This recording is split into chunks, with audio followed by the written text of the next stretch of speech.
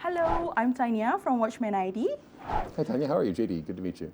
Good to meet you. Hi, I'm Markella. Nice to meet you. Hi, Megan. Nice to meet you. Yeah, first of all, I brought you some snack. Oh my gosh, thank you. Oh my gosh! Yeah, Thank you. That's so sweet of you, literally. That's as well. Yeah, so nice. That's so lovely. Thank you. Enjoy later. Thank you. Yeah. Thank you for accepting my gift. Of course, thank you. course. Thanks for bringing Thank me. you. Thank You you. also be careful accepting gifts because we know that there's a certain character in season 2 called Anatar, which is the Lord of Gifts. Yeah, gotta be just- cautious.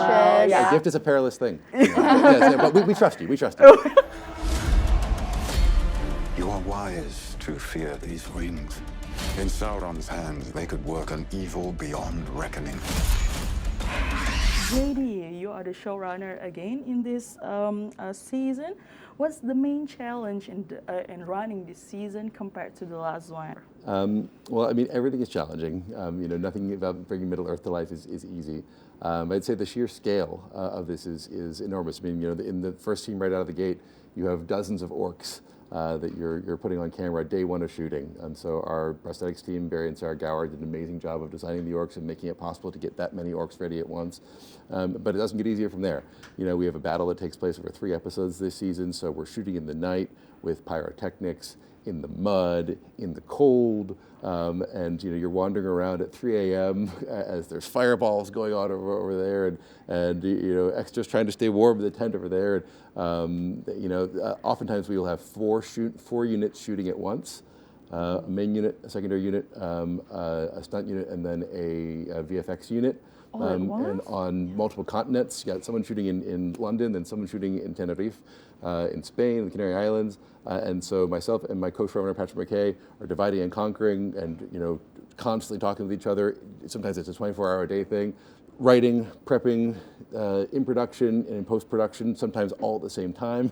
So it's a labor of love and intense all the time. Region must not fall. It would be a mortal blow for all Middle-earth. Can you tell us a bit more about how your character's vibes is gonna be in this season? Because you're gonna get even more closer. Yeah, what's the vibe?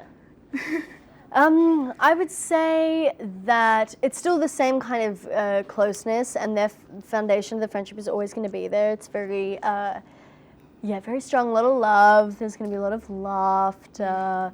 But they very much have their own individual journeys this season as well, and you see some exciting things happen for Poppy.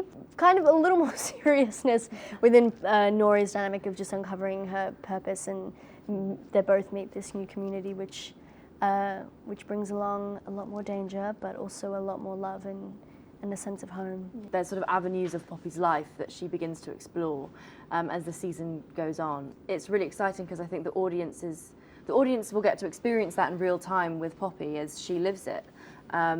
She's a very reactionary character, and so you get to see her in certain situations and circumstances that are all completely new. Everything that happens to her this season is all new, and so you get to see how she sort of reacts to it and sort of what drives her and propels her forward. If you ever get to choose a character to play, who will you play? Great question. I mean, I've said this a lot. I love the Ents.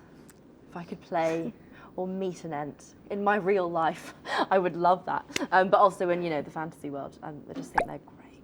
I have also said this a lot, but I want to voice Shelob or Ungoliant. I feel like it would just be so fun. And So I do fun. think they're powerhouses. Yeah. There's a lot going on there. Yeah.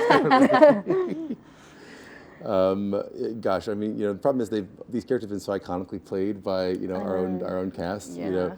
So I can tell you characters I have affection for that I relate to. Like I really relate to and have a lot of affection for Tom Bombadil because he's, there's a part of him that's very serious, but there's part of him that's also very silly, and I have both those kind of people living inside me. So I love that part of Tom Bombadil, but he's played so brilliantly by Bro Engineer that it's like hard to say I'd like to play him. So, but yeah. It's so hard. They all are so amazing. You don't want to touch any of their performances. Exactly. Yeah, Yes. Yeah.